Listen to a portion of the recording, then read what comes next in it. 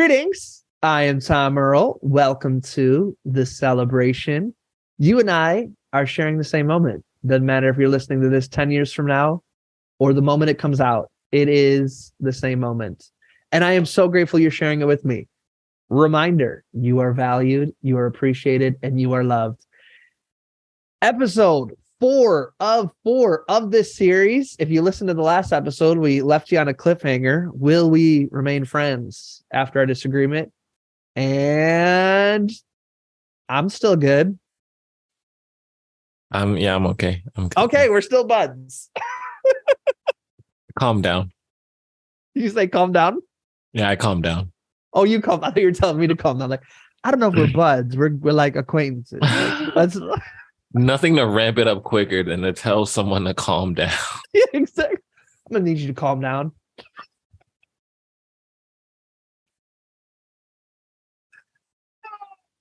Anything you want to share before we go camera off?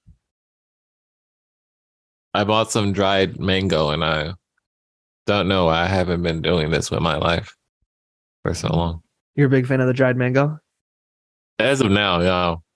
I like dried mango in things, but it's like, just like, I don't know, such a work. It's like tear it with your teeth and then chew, swallow. So I like it in like some couscous or I don't know, a stew, or, I like throwing. I haven't used mango. I've used apricot, dried apricots. I've used dried dates. I've used dried cranberries, like putting that in something that you cook. That's nice. I haven't done. You cook mango with it, like you heat it. Yes. So usually, what I'll do with like couscous is, because I don't usually need to boil the couscous. I'll have all that stuff in the dried couscous, and then when I put the boiled water over it, and then I cut it off, put a cap on it, like the heat and the steam softens it really nice. Mm-hmm. And then when you're like eating, you're like, oh, that's a nice little softened dried fruit. And you chop it up real nice. So. You get some like fruity flavors in there too, right? Yeah, it's nice. So, well, it's a good place to start. Should we camera off this world? Okay. Yeah. One of my metrics, because I don't want to become so busy again if I have the choice that like work takes over everything, is one of my metrics of balance is that I have time to cook something for the fam. That is big. That was gonna be my other request. I don't know. Like find a new recipe for the week. So do I have any recipe recommendations? Is that a question? Or is that do you? Or does anyone? I don't know. I don't have any. I don't know. I've been making lasagna. One of my go-to places is Nora Cooks, NORA Cooks.com. I feel like almost anything she puts out. NORA? Yeah, NORA Cooks.com. And the thing that my family seemed to like the best was actually, this isn't a recipe by hers, but she has lots of great stuff.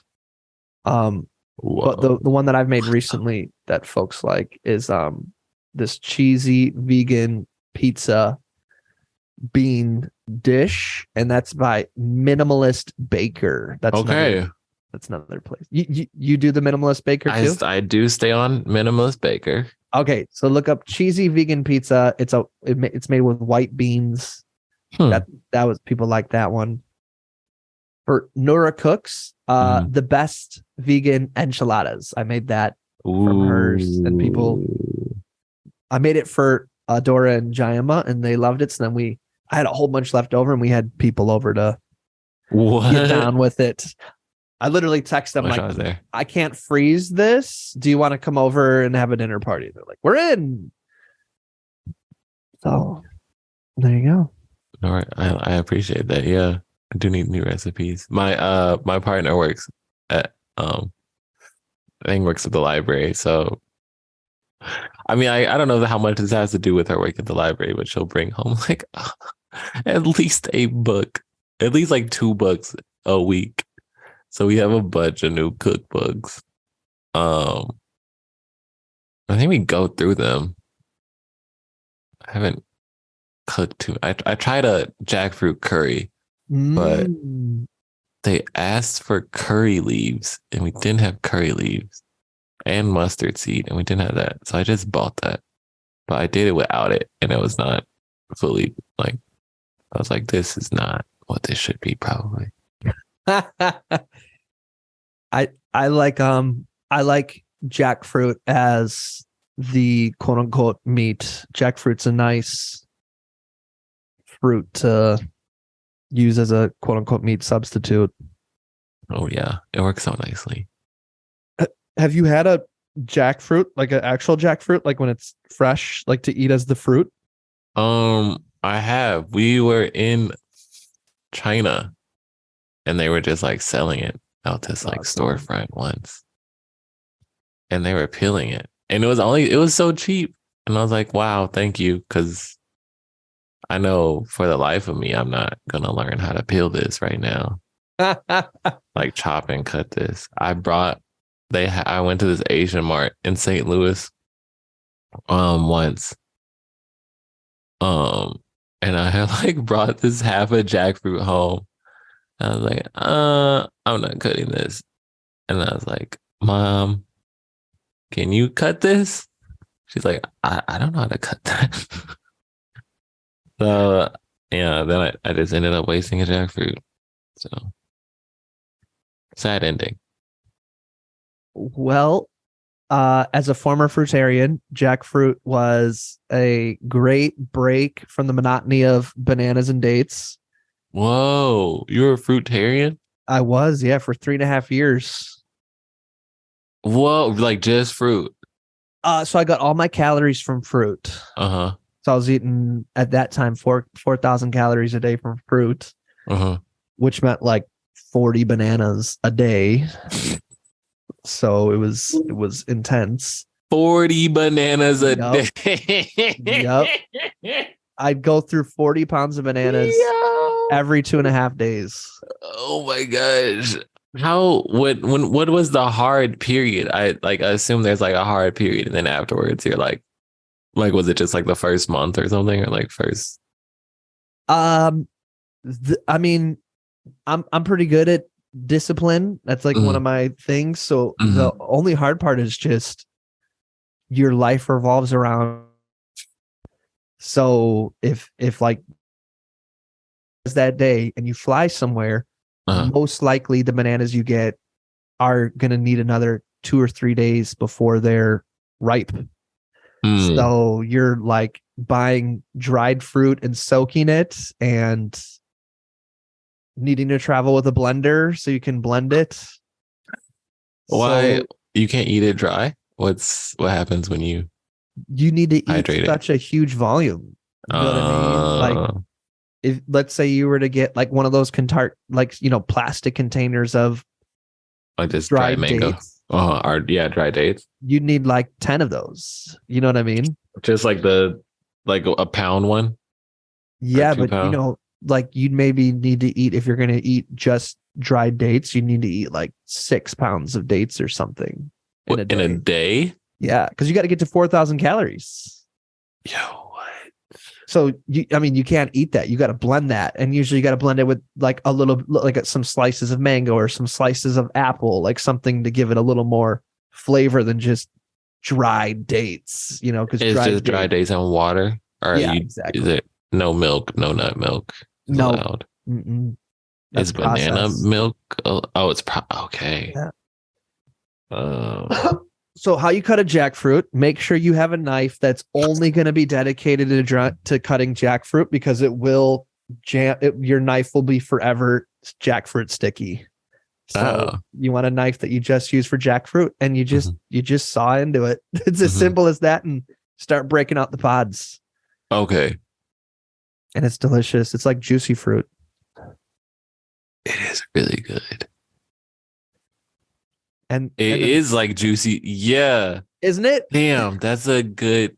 Yeah. And I haven't had juicy fruit for like 10 years. I know. That's such a good description. I'm tripping. Whoa. Um, sir. Okay. Wait, okay, I don't not why did you stop? But why yeah, what made you stop or how did you no, how did you feel on the fruit diet? It was the healthiest I've ever been in my life. Shit. Okay. I have really bad psoriasis. All my psoriasis went away. Uh-huh. It was amazing. It was the healthiest I've ever been or will ever be. Is you not going back to it? No, not unless I absolutely have to. Is it just because you're like so restricted from other foods? Yes, it's just constant. And honestly, a big part of it is it's just so socially isolating. Mm. You know, imagine how much you connect with people through food. And then they're like, I made you this dish. And you're like, is it 40 bananas?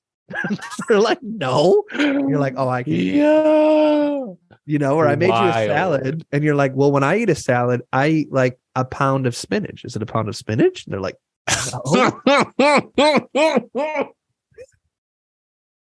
So, you know, and it's constant. You're constantly Brontosaurus. Straight giraffe over here. so Like, can you eat kale? Can you eat vegetables?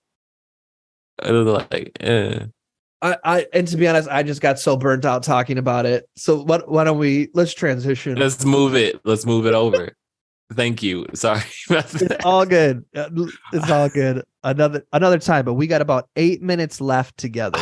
So what is on your heart that you want us to chew on or speak or anything left for you? Me and my partner started doing capoeira. So we've been doing that for like 5 months. It's just been super nice knowing my body this way. Or getting to know it this way. And like moving and kind of fighting. Some days there's contact, some days there's like not really contact. Yeah. That's a new thing. Totally new thing for my life. And what's it been like connecting with that? This is gonna circle back to the second episode, but it is so it's capoeira, so it's like Afro-Brazilian martial arts. But I mean, we are in, I don't know if it's just a Denver thing, it might be a US thing. It's just like a lot of white people in our group, in our club, which is a little strange. In connecting to it. And then I don't know, outside of that, I mean, it's really, I think the class on a like or the martial art on a like bargain level, it's dope because we're like singing and there's some learning instruments. Probably if you want to, I mean, I think we eventually have to learn how to play the instruments on top of like learning the fighting style. I don't think you get in other stuff. I was looking at like Muay Thai as another option, but Aang didn't want to like go into that. So we decided to do this. Might do Muay Thai on my own. Yeah. And then there's a lot of inversions or like, yeah, I think that part, just having, I feel like in other martial arts, without knowing too much about them, there is like an emphasis on you actually like facing your opponent most of the time. But there is a lot of capoeira being like, okay, I have to like turn all the way around to do this move, but I still need to be looking at my opponent while I'm spinning or like while I'm upside down. Yeah, so that's what I've been like trying to get at right now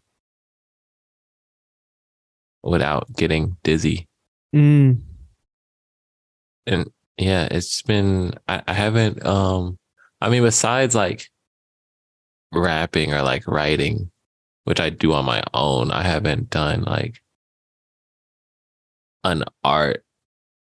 Yeah, specifically an art form, I think.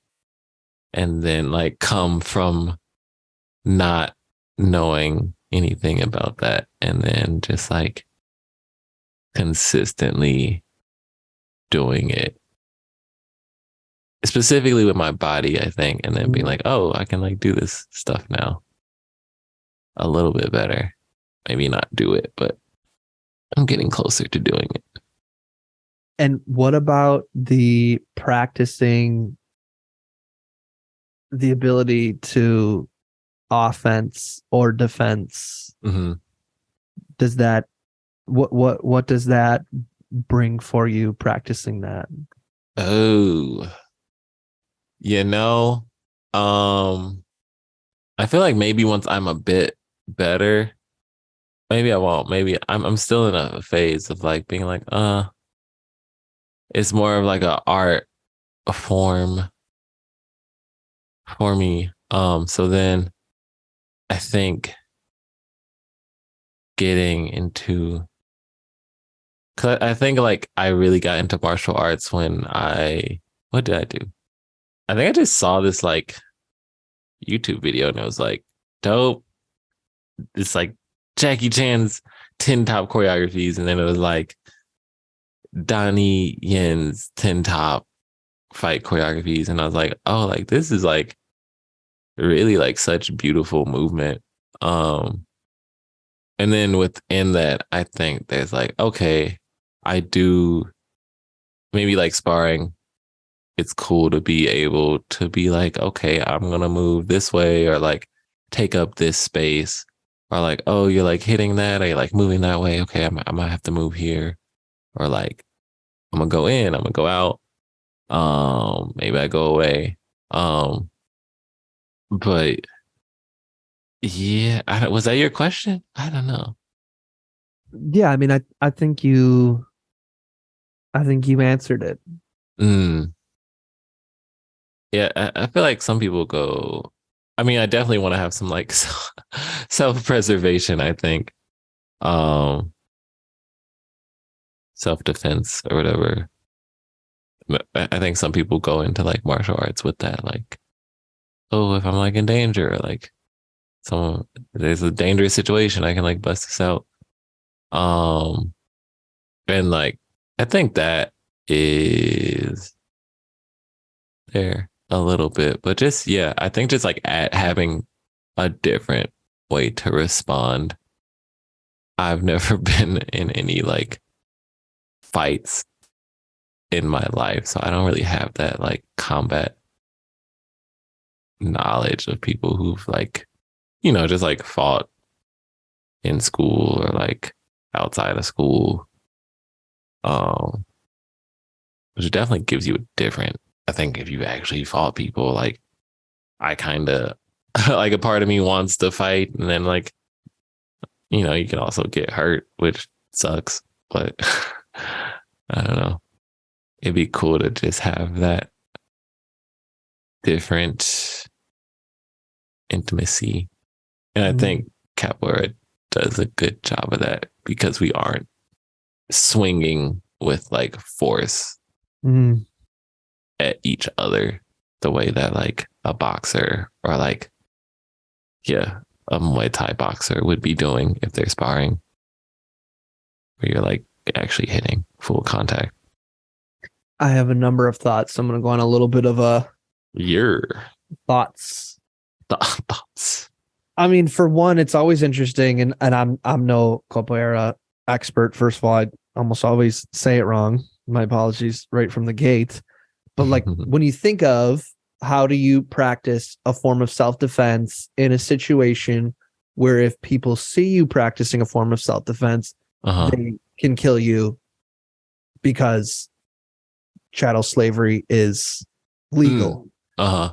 So how do you practice this where it seems like you're like having a jolly old good time, but you're actually practicing how to defend yourself and your loved ones and,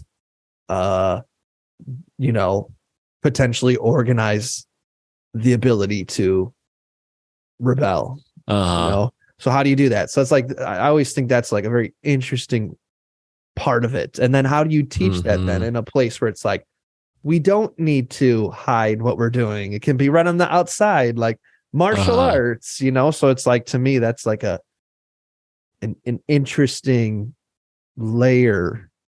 And then the layer 2, I think is always interesting for people to explore, is this like myth of people who were enslaved being like docile and accepting. And of course, folks like to take it a step further where there's this myth that like people were better off or happier enslaved, So I think like when I was at school, they'd have us read a lot of accounts of just like the everyday ways, the big ways, the small ways. It was like you just constantly sabotage the oppressors every step of the way you can. This was undergrad? Yeah. Because my undergrad was it's called Africology. Now they call it African Diaspora Studies. That's what you majored in? Mm-hmm. Yeah. I did not know that. Now they have a major, but my undergrad didn't have minors. So I just did like a concentration, which is kind of a minor in Africana. Or same thing. Yeah. So then on top of that, I grew up with my pops was a Vietnam veteran, and he grew up rough and tumble in the 50s where fighting was like a part of being a kid. Oh, gotta be scraps. You gotta get scraps. So he very much is the kind of guy who is very familiar with fighting. And he told us from a young age the best way to win a fight is to not get into a fight. That's 100% how I feel about and let me keep my energy right so I don't have to like get there. And let me just not need to escalate it. Yeah. Like the closest I ever got to a fight, some dude was like, you can apologize or we're going to fight. And I could have very well been like, I'm not going to apologize. But it's like, no, I apologize. It's like, let's just end this. Yeah. And then there's a layer of like not having to fight as a privilege. There's a lot of folks who just don't have the option. And then the other reminder out there, folks, is if you do have the option, you can so easily accidentally kill somebody fighting. I can't tell you how many stories I've heard where it's like some dude was talking smack. I crossed the street. I punched them. They fell, hit their head on the sidewalk, and died. Yo. And you think you're just like, let me just show this person a real quick lesson, one punch, and that person just dies. And then you're done. Manslaughter. Whoa. So if you can avoid that, avoid that. Otherwise, the lesson I was taught is if you can't avoid that, remember to breathe, because most people don't breathe when they get into fights. They like hold their breath. They hold their breath like and if you can dance around long enough, they will run out of steam and they'll get lightheaded. And then as soon as you knock that person to the ground, you run. That key. Run. You are fighting to run. Yes. There's no need to stay here. But the fortunate and unfortunate thing isn't all this. Now we get into the conversation of guns because that's the you don't have to know how to fight. You do not. So, and you never know who's got a gun. So don't start shit. Those are kind of like the rules I try to live my life by when it comes to fighting. And road rage is a form of fighting. Let it go. Okay. Let it go. I don't even know how to honk my horn. That's probably a different issue, but very bad at that action. Oh God, out here in LA, people just their egos just come out through their driving, and I'm just like, you just don't know who you are just testing. It's not worth it. Get home to your family. Yeah. Speaking of getting home to your family, I need to go pick up my daughter. So any last thoughts before we close out on this very uplifting note? Oh shit. I mean, learn do a martial art, do a dance, do something. Get if you can move, or find something to exercise. If you can do it with your body, if you can do it laying down. My favorite thing to do is hike. I love getting into nature and just going on like 4, 5, 7, 8 hour hikes. But you don't have to be weird like me. Even if you go on a 45-minute one, just get outside, especially if you can get high up. I think it's so good for the soul to just get high up, to get that perspective, that bird's eye view physically. The crescendo of getting up there, if you're able to. So I guess that's my invite. Remy, where can the good folks out there tell you how much they love and appreciate you? I am on Instagram at yummy, YUMMY _ ONLINE. Yummy online. Boom. Remy, I want to thank you for these 4 episodes. This has been glorious. This has been open. This has been led by curiosity and vulnerability and discovery.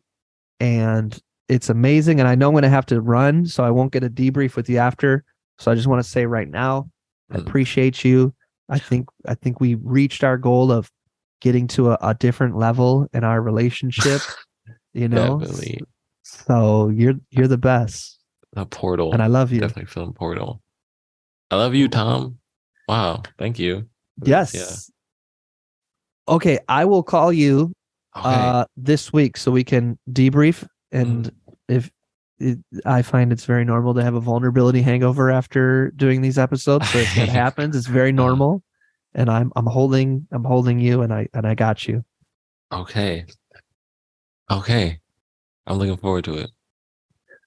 All right. Well, to all those listening, as always, we're wishing you peace and blessings. Thank you. Bye, y'all. One more thing. I'd love to continue the conversation. Feel free to join me at tomearl.com/join. Subscribe below, or let's connect on social media. Tom Earl Artist. Thanks again for watching.